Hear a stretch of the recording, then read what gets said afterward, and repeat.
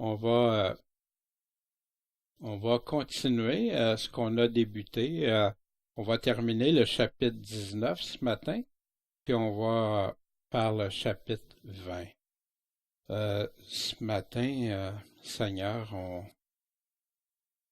on veut étudier ta parole, étudier ce que toi tu nous as laissé, Seigneur. C'est la seule parole auquel on va devoir rendre compte de nos vies, c'est la tienne, Seigneur. Notre foi doit venir de toi. Fait que c'est toi qu'on veut entendre ce matin au travers les écrits de Jean, ton disciple bien-aimé, que tu as choisi pour le faire, puis guidé par ton Esprit Saint. Merci, Seigneur, pour ce privilège qu'on a de l'avoir aujourd'hui encore. Amen. Bien, la semaine dernière,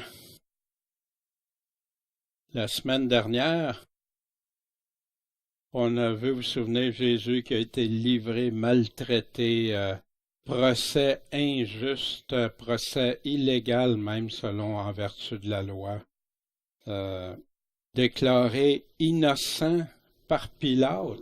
Pilate lui a confirmé, il n'y a aucun crime. Malgré cela, Pilate a craint les hommes. Il était tourmenté, même sa femme a été tourmentée, puis elle était venue l'avertir. Non, fais pas ça, c'est juste touche. Mais là, il a eu peur. Qu'est-ce qui est venu sceller le tout? C'est quand on lui a dit, quoi? Si tu le condamnes pas, t'es traître à César. Wow! Ouf. En plus de la révolte et tout ça. Jésus a été crucifié entre deux criminels.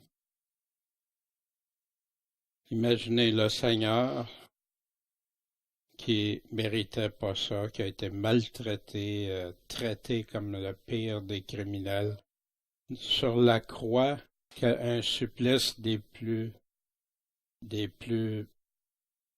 dévastateurs comme façon de mourir.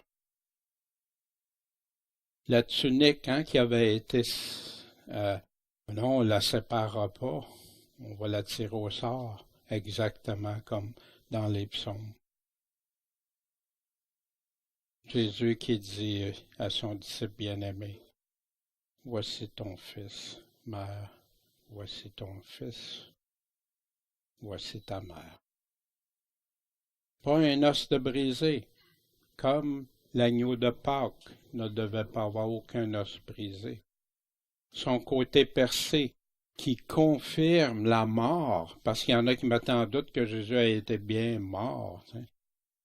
Imaginez après tout ce qu'il avait subi, puis réapparaître 3 jours plus tard en forme devant les gens. Impossible. Au niveau médical, ça a été confirmé quand tu as du sang et de l'eau. C'est fini. Impossible d'être en vie.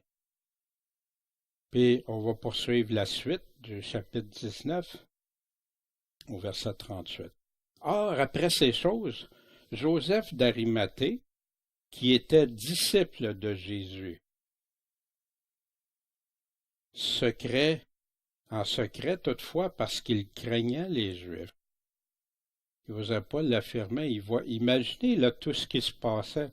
Même les apôtres ont fui. Ses plus proches disciples, c'était une heure terrible pour le peuple juif. Mais tellement courageux qu'il a sûrement pris toutes ses craintes, ses appréhensions pour aller voir Pilate. Quand même. Il a prié Pilate pour qu'il lui permette d'ôter le corps de Jésus. Pilate lui a permis, puis il est venu, puis a pris le corps de Jésus. Ailleurs, dans les textes, on voit qu'il a été resté. Pilate était surpris que Jésus était mort. Il avait envoyé un soldat pour vérifier justement si Jésus était mort, bel et bien mort. Fait qu'imaginez des Romains qui auraient dit que quelqu'un est mort sans que ce soit fondé? Je pense pas. Puis on voit dans Luc aussi, Luc, celui qui est considéré par les historiens comme un historien exemplaire, nous dit, or un homme appelé Joseph, qui était conseiller, homme de bien et juste. Il y en a qui disent souvent, nul n'est juste. C'est vrai, on a tous péché. On a tous été coupables. Mais dans la Bible, dans le Nouveau Testament, vous allez en voir souvent des hommes justes, des hommes bien. Pensez aussi à quand Pierre a été rencontré, Corneille aussi. Qu'est-ce qu'on dit de Corneille? Fait qu'il n'avait, ce Joseph, il n'avait point consenti à leurs desseins, à leurs plans, ni à leurs actions, qui était d'Arimathée, c'est pour ça qu'on l'appelle Joseph, ville de Judée, puis qui attendait aussi le règne de Dieu. Ce Joseph-là. Il a été accompagné aussi de Nicodème aussi, celui qui auparavant était allé de nuit à Jésus. Puis ils ont apporté un mélange de myrrhe, d'aloès d'environ 100 livres.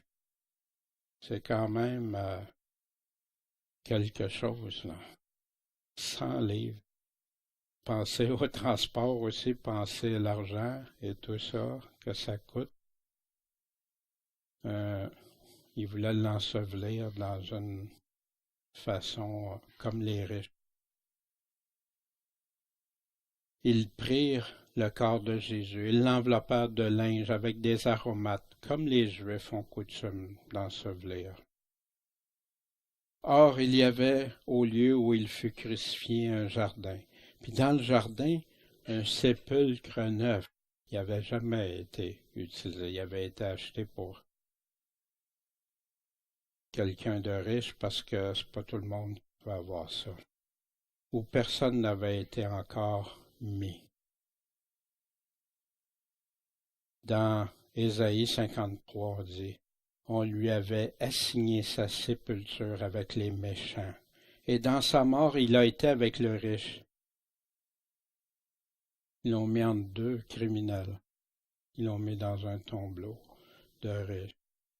C'est une prophétie écrite plus de 500 ans avant. Car il n'a pas fait d'injustice, il n'y a pas eu de fraude dans sa bouche. Non, il est la vérité. Une autre prophétie de réaliser. Et là, bien, ils ont mis là Jésus à cause de la préparation des Juifs. On va s'arrêter quelques instants. Qu'est-ce que ça veut dire? Qu'est-ce que c'est cette préparation-là? Parce que le sépulcre était proche. Il devait se dépêcher. Il ne pouvait pas aller loin. Le soleil était à veille de se coucher. Qu'est-ce que c'est la préparation? La Bible nous répond.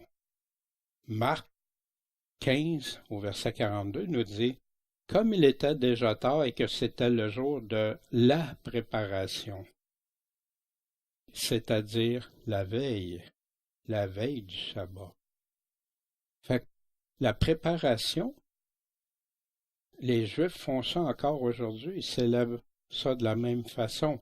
Avant, ils se préparent parce qu'ils savent qu'ils ne pourront plus faire rien d'œuvres serviles après, de travaux, pour la nourriture, pour tout disposer. Il y en a beaucoup qui vont prendre ce temps-là pour lire. Je parle de ceux, les pratiquants, parce qu'il n'y a pas beaucoup de Juifs pratiquants, mais il y en a. Ils vont faire ça encore aujourd'hui. Les fêtes de l'Éternel. Pourquoi on arrête là? Vous vous souvenez, on était à quelle fête? La fête de la Pâque et la fête des pains sans levain, qui sont justes, qui sont ensemble. Débute par la Pâque, puis après ça, les fêtes de pains sans levain qui commencent par un sabbat. L'Éternel parla aussi à Moïse en disant, « Parle aux enfants d'Israël et dis-leur, les fêtes de l'Éternel que vous publierez comme des saintes convocations, des convocations mises à part. Ce sont là mes fêtes. » Et on voit dans Lévitique, il nous nomme les 7 fêtes de Dieu. On travaillera 6 jours, mais le 7e jour est le sabbat, le jour du repos. Il y aura une sainte convocation, vous ne ferez aucune œuvre, c'est le sabbat de l'Éternel dans toutes vos demeures. Fait que là, c'est quoi cet ensemble? Parce que autant qu'il y a des sabbats hebdomadaires, autant à chaque fête, il y a des sabbats que l'Éternel a ordonné au peuple d'Israël de suivre. Voici les fêtes de l'Éternel, les saintes convocations que vous publierez à leur temps fixé. Fait que bien sûr, ici, la fête de la Pâque, les pains sans levain, qu'est-ce que Dieu avait dit? C'est celle que Jésus a respectée, celle que les apôtres, celle que les Juifs étaient en train de respecter. Le premier mois, le 14e jour du mois, le mois de Nissan, qu'on connaît aujourd'hui, qui est le premier mois pour les Juifs, entre les 2 soirs sera la Pâque de l'Éternel. Et le 15e jour de ce mois, ça veut dire le lendemain, sera la fête des pains sans levain à l'Éternel. Vous mangerez des pains sans levain pendant 7 jours. Le premier jour, vous aurez une sainte convocation. Qu'est-ce que vous ne ferez pas? Vous ne ferez aucune œuvre servile. C'est un sabbat aussi. Dieu le confirme. Vous offrirez à l'Éternel pendant 7 jours des sacrifices faits par le feu. Le 7e jour, il y aura une sainte convocation. Vous ne ferez aucune œuvre servile. Dieu le répète. Il peut y avoir 2 sabbats dans la même semaine. Parce que si la fête de Pâques tombe la semaine qu'un sabbat hebdomadaire, ben, il y a un 2e sabbat qui peut être avant, pendant ou après.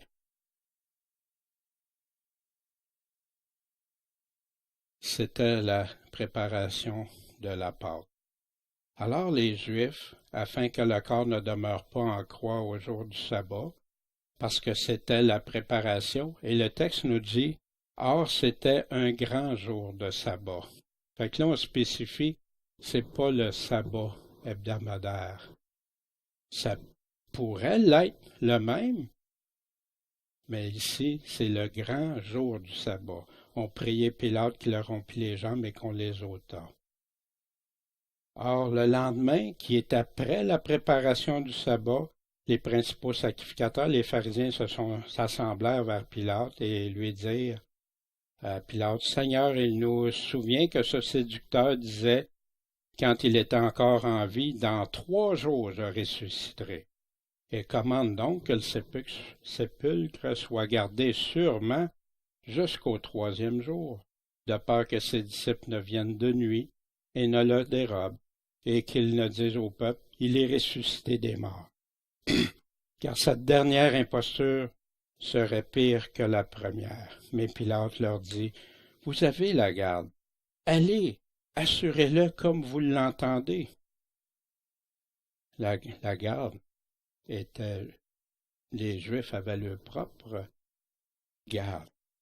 Et ils s'en allèrent donc et assurèrent le sépulcre, scellant la pierre et y mettant des gardes. Matthieu 27, 62. Le sabbat hebdomadaire, on connaît ça, Exode 31. Ainsi les enfants d'Israël garderont le sabbat pour garder le jour du repos dans leur âge par une alliance perpétuelle. Pour ça que ceux qui pratiquent le judaïsme le respectent encore. On travaillera 6 jours, mais le 7e, il y aura une sainteté pour vous. C'est le sabbat du repos consacré. C'était tellement sérieux qu'il serait puni de mort. On sait bien que le peuple n'a pas appliqué ça, parce qu'il y en aurait eu, mais c'était considéré très sérieux. Même au temps de Jésus, on reprochait à Jésus de guérir un jour de sabbat. Vous ferez aucune œuvre. Puis, encore là, il est en train de parler d'une fête ici, le 9e du mois au soir, qui peut arriver un lundi, mardi, mercredi, jeudi. Depuis un soir jusqu'à l'autre soir, vous célébrerez votre repos. Pourquoi on parle d'un soir à l'autre? Parce que le jour dans le calendrier juif, ça commence le soir, au coucher du soleil, puis ça se termine à l'autre coucher du soleil. Ça, c'est le jour juif. Nous, on est avec notre perception du calendrier grégorien, qui a été changé quelques centaines d'années après. Mais ça a toujours été comme ça. Dieu créa la terre, il y eut un soir, il y eut un matin, ce fut le premier jour. Ah, non, on débute le chapitre 20. Fait que donc, il était dans cette période-là de repos. Ce matin, je voulais aller plus loin, mais j'attends parce que je veux vous présenter ça sur un angle avec tout ce qui retourne les 3 jours et 3 nuits. On en discutera. Or, le premier jour de la semaine, Marie-Magdeleine vint le matin au sépulcre, comme il faisait encore obscur. Fait que nous, ce qui est le samedi soir, mais elle se rend là, il fait encore noir, là. C'est le matin extrêmement tôt, là, tu sais, se fait pas soleil encore, mais c'est le matin. L'aube qu'on appelle. Et elle vit que la pierre était ôtée du sépulcre quand elle est arrivée.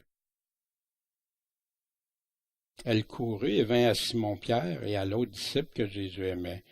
Et elle leur dit, on a enlevé le Seigneur hors du sépulcre, mais nous ne savons pas où on l'a mis. Maintenant, Jean ne répète pas tout ce qui est dans les autres évangiles. Dans les autres évangiles, j'ai laissé en format PDF une chronologie des 4 évangiles qui présentent ça. Puis, si vous regardez dans les 4 colonnes, là, vous allez retrouver qu'est-ce qui arrive à quel moment, puis comment un évangile l'expose et comment un autre l'expose. Toute la même chose, mais à des temps. On a une chronologie. Excusez-moi, juste un instant.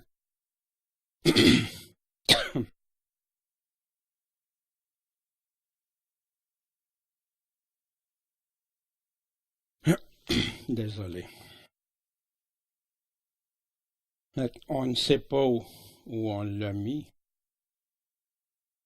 Alors, Pierre partit avec l'autre disciple, puis ils s'en allèrent au sépulcre.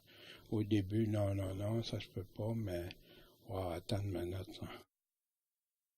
Ils couraient tous deux ensemble, mais l'autre disciple courait plus vite que Pierre, puis est arrivé le premier au sépulcre. Qui peut être ce premier disciple, l'autre disciple? Et s'étant baissé, il vit les linges à terre. Souvenez, Jésus, il l'avait embaumé avec des linges. Alors Simon-Pierre qui le suivait arriva, puis est entré dans le sépulcre, puis il a vu les linges à terre. Maintenant, des bandelettes comme ça, des linges comme ça, tu peux-tu enlever ça facilement d'un mort? Quand c'est tout enroulé par-dessus avec de la myrrhe, des choses. Puis là, il voit ça à terre. Et le suaire, ou le linge qu'il avait mis, qui avait été mis sur la tête de Jésus, lui, il n'était pas mis avec les linges, mais il était enveloppé dans un lieu à part. Alors l'autre disciple qui est arrivé le premier au sépulcre, il entra aussi. Il a vu, il a cru. Wow! Je ne sais pas ce que ça nous aurait fait d'avoir été ce disciple qui rentre puis qui voit ça. Wow! Wow! Car il ne savait pas encore l'Écriture qui porte qu'il devait ressusciter des morts. Il y a plusieurs endroits dans l'Ancien Testament. On va regarder quelques-uns, ça c'est tantôt. Et les disciples s'en retournèrent chez eux. Mais Marie se tenait près du sépulcre, dehors, en pleurant. Et comme elle pleurait, elle se baissa dans le sépulcre et vit 2 anges vêtus de blanc, assis l'un à la tête, l'autre aux pieds, là où le corps de Jésus avait été couché. Il était à la place de Jésus. Puis Marie l'avait vu parce qu'elle avait bien observé, vous vous souvenez, quand Joseph et Nicodème, où il était pour le placer, puis comment, puis tout, parce qu'il avait l'intention de revenir, même avec d'autres aromates. Jésus disait dans Luc 24, 44, c'est là ce que je vous disais lorsque j'étais encore avec vous, qu'il fallait que tout ce qui a été écrit de moi, accompli, réalisé, dans la loi de Moïse et dans les prophètes et dans les psaumes fut accompli. Et vous, dans l'Ancien Testament, 3 sources où on parle de Jésus. La loi de Moïse, dans les 5 premiers livres, dans les prophètes, Ésaïe, Ézéchiel, Jérémie en parle, Daniel en parle, Zacharie, etc. Et dans les psaumes. Ce matin, Sylvie nous en a lu, et il y avait au travers de ce psaume des prophéties concernant Jésus-Christ, écrits de Jésus, à propos de Jésus. Alors il leur ouvrit l'esprit pour qu'ils comprennent les Écritures. Et il leur dit, ainsi en est-il écrit, et ainsi fallait-il que le Christ souffrit et qu'il ressuscite des morts le 3e jour. Est-ce que Jésus, qui avait déjà prédit sa mort, leur rappelait par la suite, leur avait dit, je vous l'avais dit. Paul dit dans 1, pourquoi c'est si important la résurrection de Jésus? Voici ce que Paul dit aux Corinthiens au chapitre 15. Or, mes frères, je vous fais savoir l'évangile que je vous ai annoncé et que vous avez reçu, auquel vous vous tenez ferme, par lequel vous êtes sauvés, si vous le retenez en quelque manière que je vous l'ai annoncé. Il met la condition ici, il faut que vous le gardiez comme l'annoncer. À moins que vous n'ayez cru en vain. Qu'est-ce que ça veut dire? Pour rien. C'est majeur, c'est un fondement majeur de l'Évangile. De tenir ça. Mais est-ce qu'il parle ici juste de la résurrection? Continuons. Car avant toute chose, je vous ai donné ce que j'avais aussi reçu. Que Christ est mort pour nos péchés, selon les Écritures. Qu'il a été enseveli, qu'il est ressuscité le 3e jour, selon les Écritures. Et qu'il a été vu de Céphas, qui est Pierre, et ensuite des 12. Depuis, il a été vu de plus de 500 frères en une fois, et dont plusieurs sont encore vivants. Imaginez, Paul aurait-tu écrit ça s'il aurait dit qu'il y en a encore qui étaient vivants? Et quelques-uns sont morts. Ensuite, il a été vu de Jacques, de tous les apôtres, puis après ça, il dit de moi, le moindre de tous. Ici, avant toute chose, la résurrection n'est pas le seul point, mais c'est un point majeur.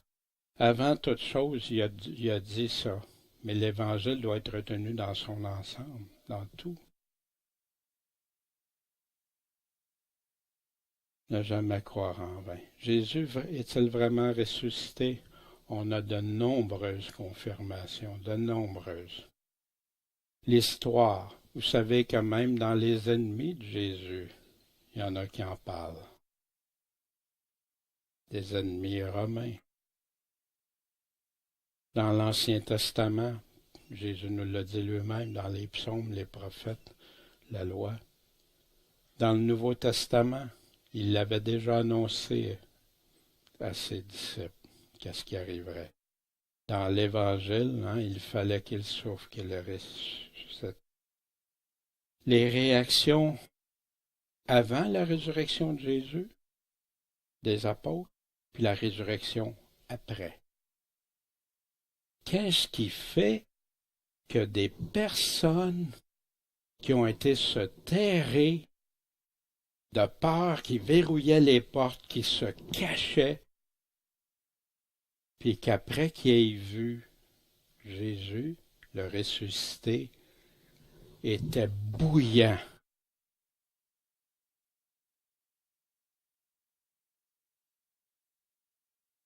Feriez-vous ça, vous? Si quelqu'un vous dirait, oui, oui, euh, on va se monter quelque chose, on va faire à croire à quelqu'un qu'un tel est ressuscité. Puis qu'après ça, on vienne vous chercher. Les 12, les 11 savent que c'est pas vrai.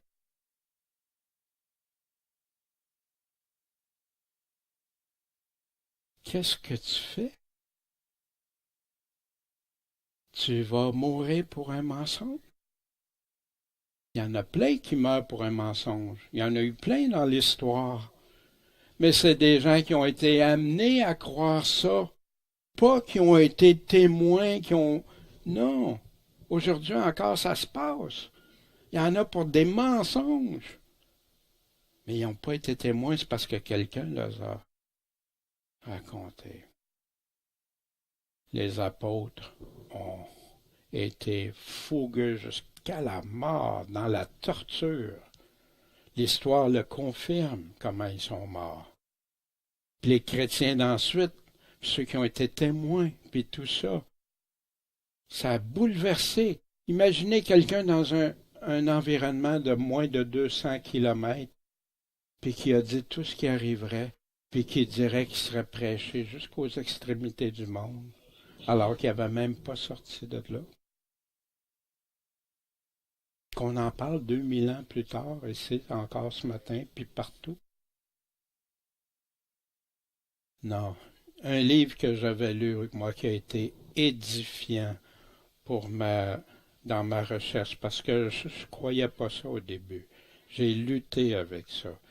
Puis, il y avait un livre bien plus qu'un charpentier, écrit par Josh McDowell, qui m'a amené des arguments concernant Jésus-Christ, concernant sa résurrection et tout ça.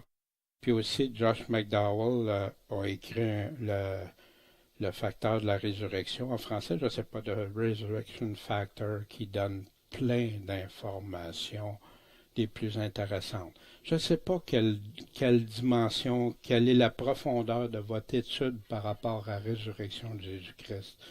Vous savez que c'est majeur, parce que si on n'y croit pas, on croit en vain.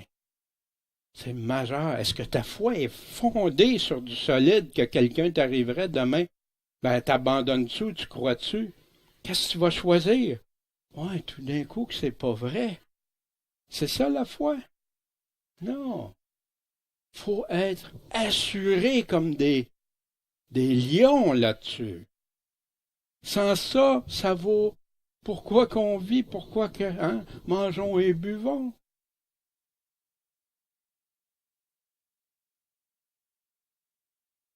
Jésus dit, heureux ceux qui croient sans l'avoir vu. Tous vont le voir ou le revoir. Tous. Josh McDowell est un excellent source. Le journaliste Lee Strobel. Lee Strobel, qui est un journaliste réputé aux États-Unis, qui était contre la foi de sa femme, puis qui a parti une démarche journalistique, qui a dit, ben là, on va étudier, qui a été rencontré des personnes, qui a vérifié, qui a fondé, puis qui est devenu chrétien par la suite. Au responsable de Scotland Yard. Ça fait plus d'une centaine d'années qu'il avait fait une recherche sur la résurrection de Jésus, puis comment il a été traité, puis qu'il en est venu comme enquête judiciaire et dit tout est conforme. Ils dit avec ça, il y aura une cause pour présenter.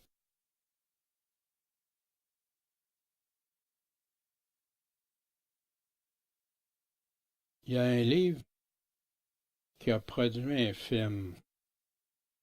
Ce livre-là a été écrit par quelqu'un qui était millionnaire, puis que, comme millionnaire, à un moment donné, il croyait pas du tout à tout ça. C'est des fables, des inventions, puis tout ça. Et qu'un de ses amis, il a dit, ben, avec l'argent puis le temps que t'as, pourquoi tu prends pas ça justement pour le prouver puis que le monde le sache? Fait que c'est ce qu'il a fait. Il a commencé à faire des recherches et tout ça. Mais qu'est-ce qui est arrivé? Il s'est converti, puis il a écrit son livre. C'est devenu un film très populaire. Ben-Hur.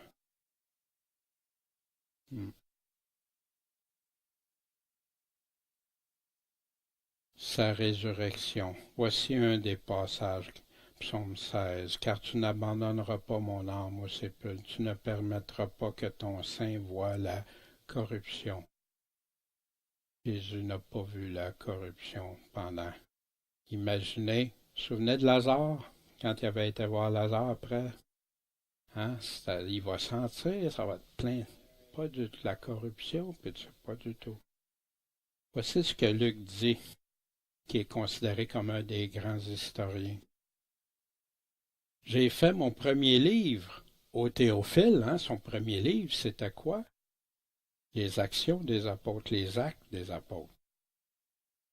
Sur toutes les choses que Jésus a faites, puis enseignées depuis le commencement jusqu'au jour où il a été élevé dans le ciel, après avoir donné ses ordres par le Saint-Esprit aux apôtres qu'il avait choisis, auxquels aussi, après avoir souffert, il se montra encore vivant en leur donnant plusieurs preuves, leur apparaissant pendant 40 jours et leur parlant de ce qui regarde le royaume de Dieu.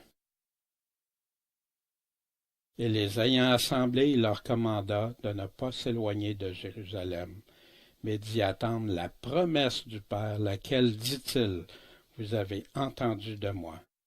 C'est que Jean a baptisé d'eau, mais que vous serez baptisés du Saint-Esprit dans peu de jours. Pierre dit, ayant été livré par ça c'est dans Acte 2 aussi, ayant été livré par le conseil défini par la providence de Dieu, vous l'avez pris, vous l'avez mis en croix, vous l'avez fait mourir par les mains des iniques. Mais Dieu l'a ressuscité, ayant brisé les liens de la mort, parce qu'il n'était pas possible qu'il fût retenu par elle. C'était impossible.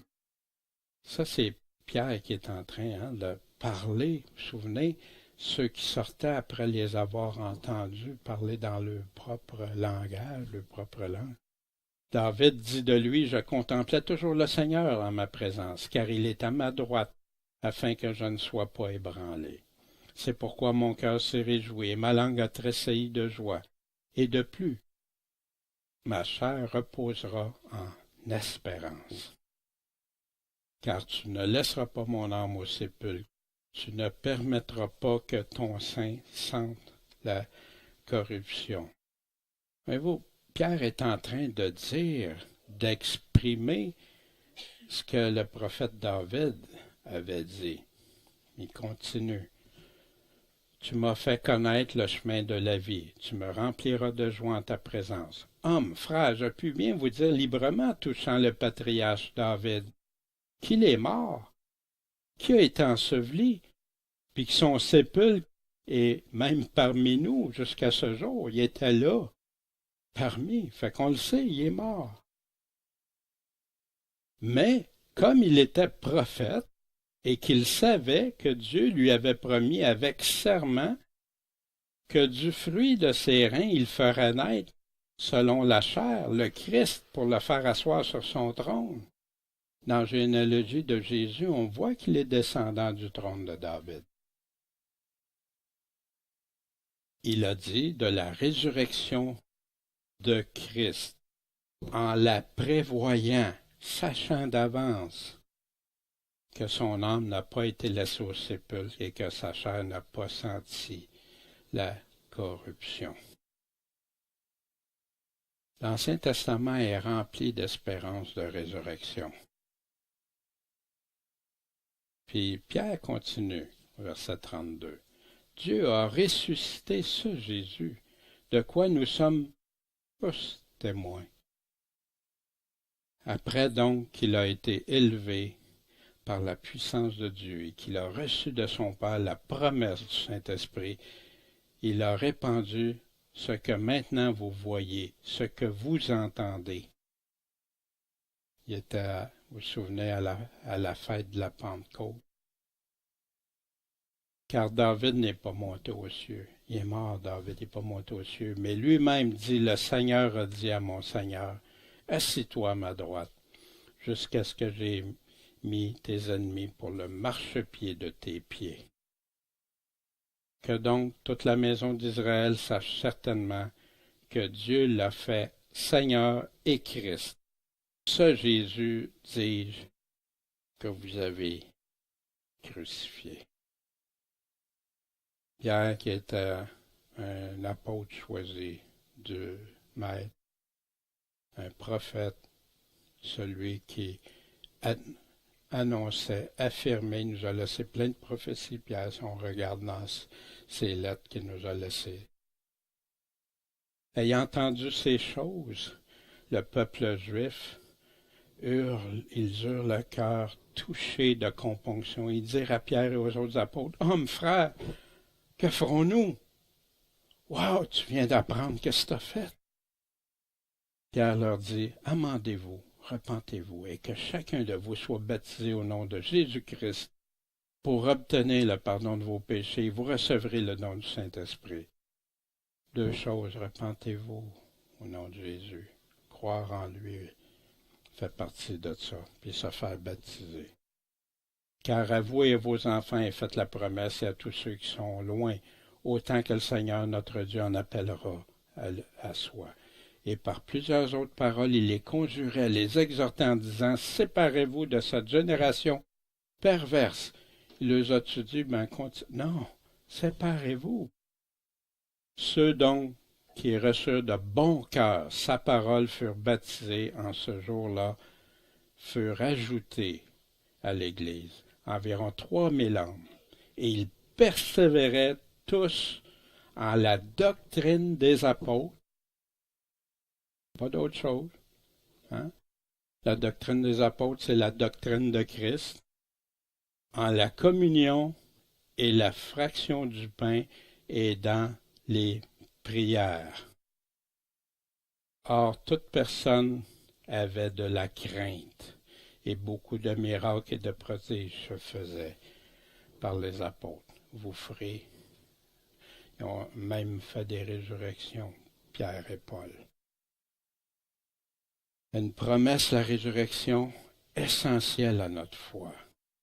Majeure. Ésaïe dit, tes morts revivront. Moi, je me souviens, on m'avait déjà dit, non, l'Ancien Testament, il n'y a pas vraiment de résurrection. Pardon.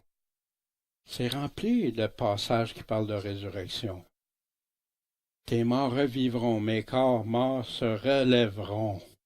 Réveillez-vous et chantez de joie, habitants de la poussière, car ta rosée est comme la rosée de l'aurore, et la terre fera renaître les trépassés. Il détruira la mort pour jamais. On sait quand ça va se produire, mais avant, ça prend les prémices, ça prend Jésus-Christ. Puis après, quand il va avoir le grand trône blanc, va jeter la mort. Il n'y aura plus de mort, il n'y aura plus de séjour des morts, c'est fini, tu ne peux plus mourir, tu ne pourras plus. Il n'y aura plus de mort. Il détruira la mort pour jamais. Le Seigneur l'Éternel essuiera les larmes de tous les visages, fera disparaître de toute la terre l'opprobre de son peuple. Car l'Éternel a parlé. Croire en lui. Où est-ce qu'on le croit, ça? La mort est-elle détruite pour toujours? Non, pas encore. Pas encore. Jésus a vaincu la mort. Jésus est les prémices. Dans Daniel 12, en ce temps-là se lèvera Michaël, le grand chef, qui tient ferme pour les enfants de ton peuple. Ce sera un temps de détresse tel qu'il n'y en a pas eu depuis qu'il existe des nations, jusqu'à ce temps-là. En ce temps-là, ton peuple échappera, savoir quiconque sera trouvé inscrit dans le livre. Et plusieurs de ceux qui dorment dans la poussière de la terre se réveilleront, les uns pour la vie éternelle, les autres pour l'opprobre et l'infamie éternelle. Ceux qui auront été intelligents brilleront comme la splendeur de l'étendue, et ceux qui en auront amené plusieurs à la justice brilleront comme des étoiles, à toujours et à perpétuité. Mais toi, Daniel, scelle, cache ces paroles et scelle ce livre jusqu'au temps de la fin. Au temps de la fin, plusieurs vont le parcourir et la connaissance augmentera. C'est la connaissance du livre. Aujourd'hui, on essaie d'appliquer ça, mais il est en train vraiment de parler de la connaissance des prophéties que Daniel a laissé va grandir. Ici, l'opprobre éternel. Avez-vous déjà eu honte? Moi, oui. J'ai encore honte des fois des choses quand je repense à des choses. Dieu merci, je m'en suis repenti, je me suis dégagé de ces choses-là.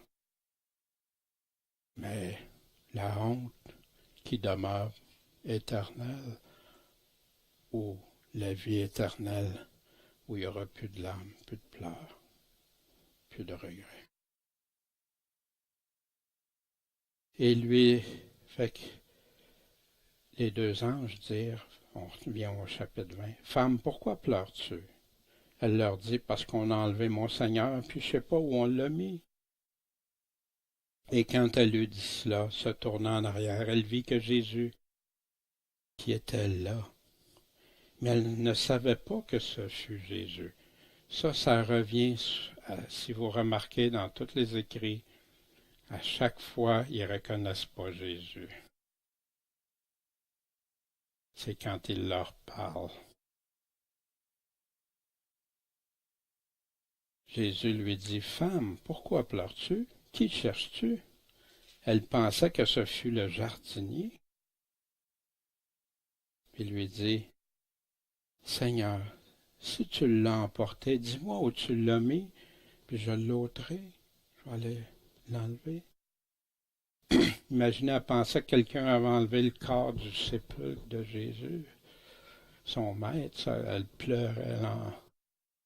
Jésus lui dit, « Marie. » Puis elle, s'étant retournée, lui dit, « Rabboni, c'est-à-dire mon maître. » Jésus lui dit, « Ne me touche pas. » Pourquoi pas toucher à Jésus, son Seigneur? Parce que je ne suis pas encore monté vers mon Père.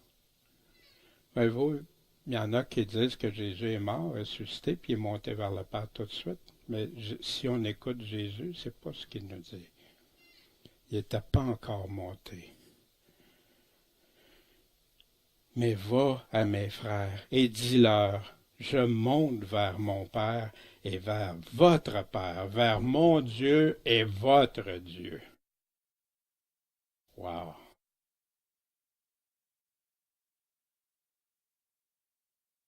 Marie-Magdalene vient annoncer aux disciples qu'elle avait vu le Seigneur et qu'il lui avait dit ces choses.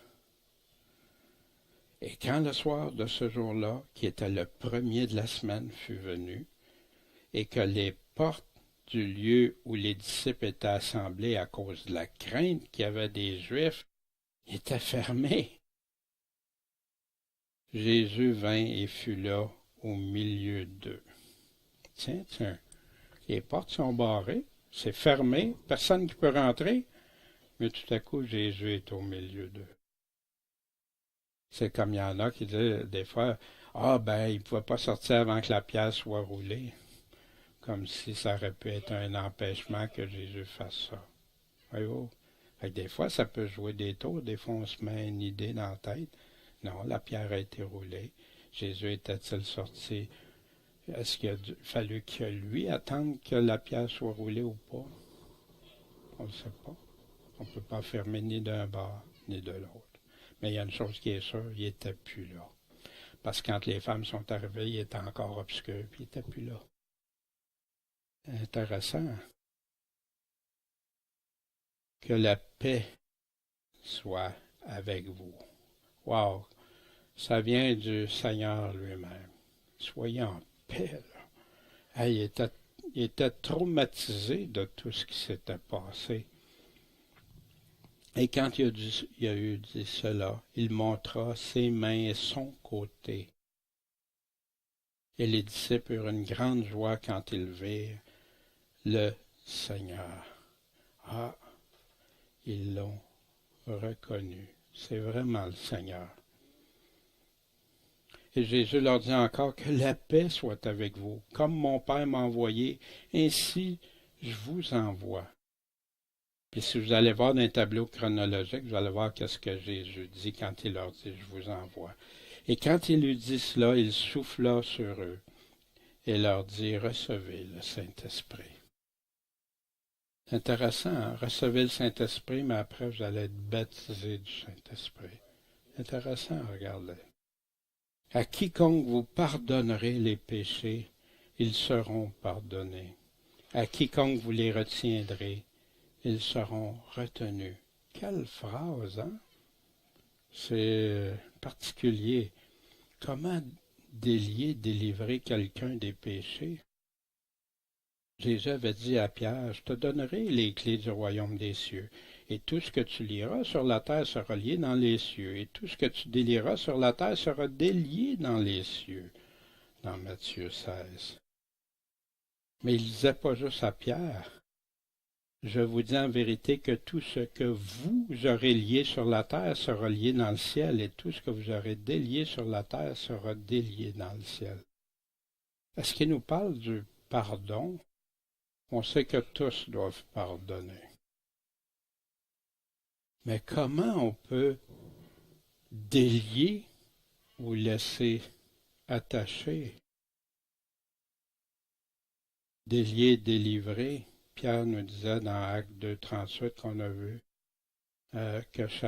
repentez-vous et que chacun de vous soit baptisé au nom de Jésus-Christ pour la rémission de ses péchés, puis vous recevrez.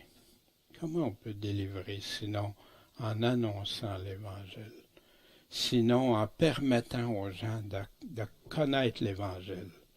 Mais si on ne leur donne pas, ils vont être déliés, ça va rester lié. Je ne vous dis pas que c'est la seule, mais pour moi, ma compréhension m'a amené. Comment je peux faire ça?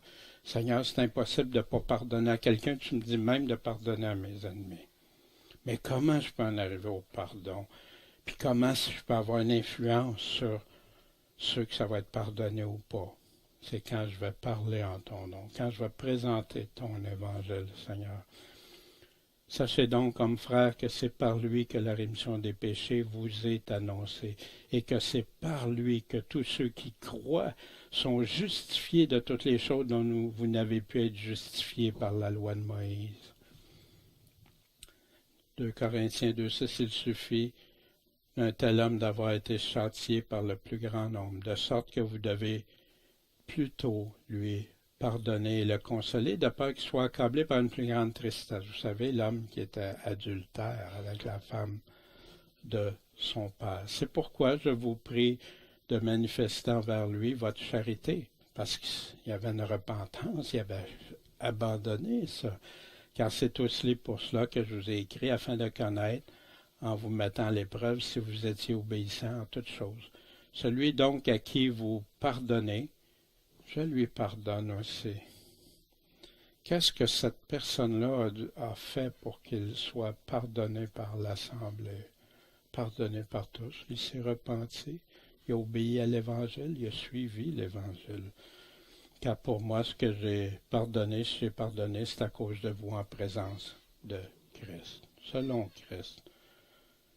Je ne peux pas dire à quelqu'un, ben, tous tes péchés sont pardonnés quand je ne sais pas si lui n'a pas fait avec en Dieu.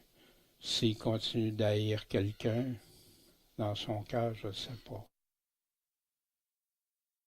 Or, Thomas, appelé Didyme, qui était l'un des 12, n'était pas avec eux quand Jésus est venu. Puis les autres disciples lui ont dit, on a vu le Seigneur.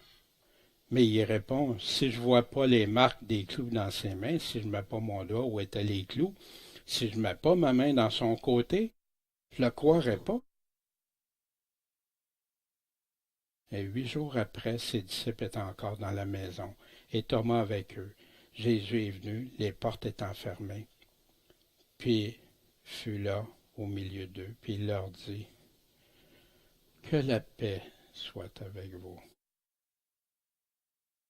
Vous remarquez, les portes sont encore fermées, hein? Puis il dit à Thomas, mets ton doigt ici, regarde mes mains, avance aussi ta main, puis mets-la dans mon côté. Sois pas incroyant, incrédule, mais fidèle.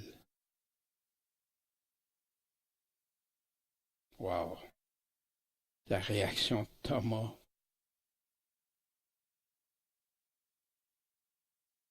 Mon Seigneur est mon Dieu.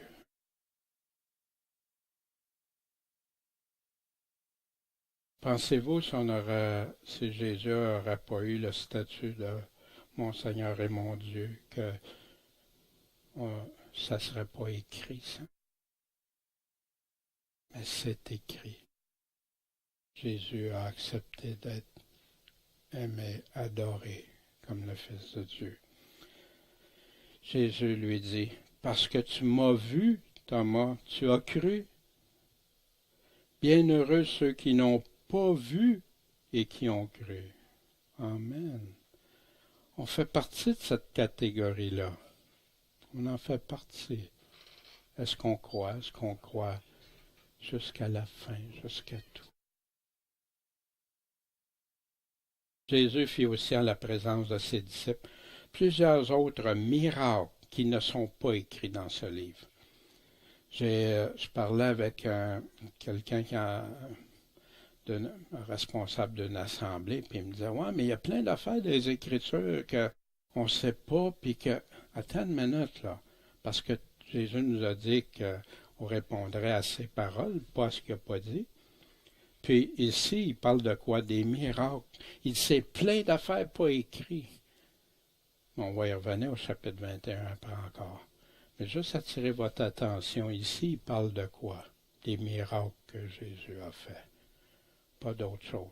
Pas d'ajout à sa parole. Mais ces choses sont écrites pourquoi? Pourquoi Jean, inspiré de l'Esprit Saint, a écrit ça? Afin que vous croyiez que Jésus est le Christ, le oint, le Messie, le Fils de Dieu, puis qu'en croyant, vous ayez la vie par son nom. Croire Jésus, croire qui il est, croire ce qu'il a fait, croire qu'il est ressuscité, croire ce qu'il dit, pas mettre en doute ses paroles, les mettre en pratique. Qui doit être la source de ce que tu crois pour ta foi? Jésus-Christ. En dehors de Jésus-Christ, nul ne va au Père. Il n'y a aucun autre nom qui a été donné. Crois-tu? Peux-tu dire, moi, je crois à 100% à la vie, à la mort, à la résurrection de Jésus-Christ. C'est fondamental pour la foi.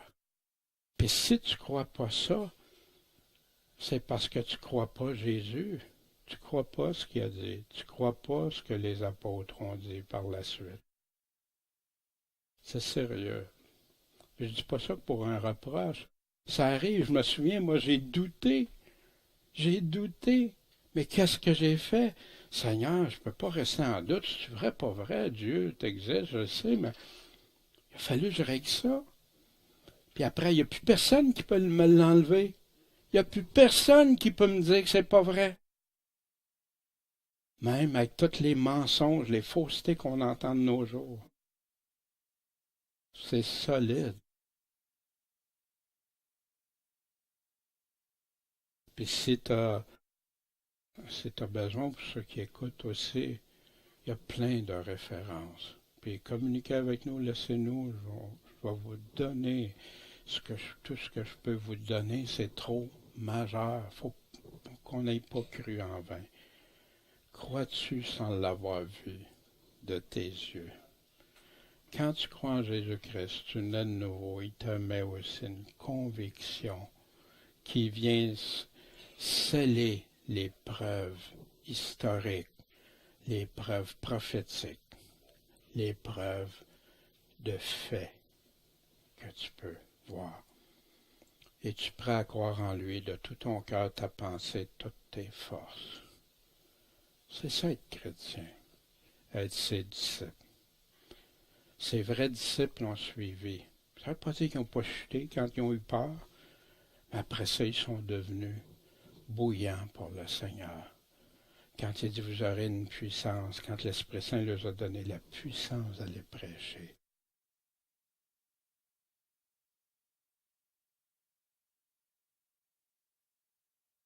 Et sais-tu que tous, ceux qui y croient, ceux qui y croient pas, le verront, ou pour certains le reverront. Tout œil le verra, même ceux qui l'ont percé. Bon Père céleste, merci de ta parole. Merci de la foi que tu donnes, Seigneur. Et aide tous ceux qui te cherchent, ceux qui cherchent la vérité. Tu dis, demandez, vous recevrez. Cherchez, vous trouverez. Frappez, on vous ouvrira. Seigneur, je me souviens quand j'avais lu ces passages-là, même quand je doutais de toi, c'est ce qui m'a aidé à trouver, Seigneur, en te le demandant humblement, en cherchant de tout ce que je pouvais. Seigneur, et en frappant à ta porte, Seigneur. Seigneur, donne la foi, le courage, cette espérance si glorieuse, Seigneur, que toi tu l'as fait le premier, cette résurrection-là, et que tu promets la première résurrection à ceux qui croient, qui te croient, Seigneur. Merci, merci pour tout ça. Bénis chacun en ton Saint-Nom, Jésus-Christ. Amen.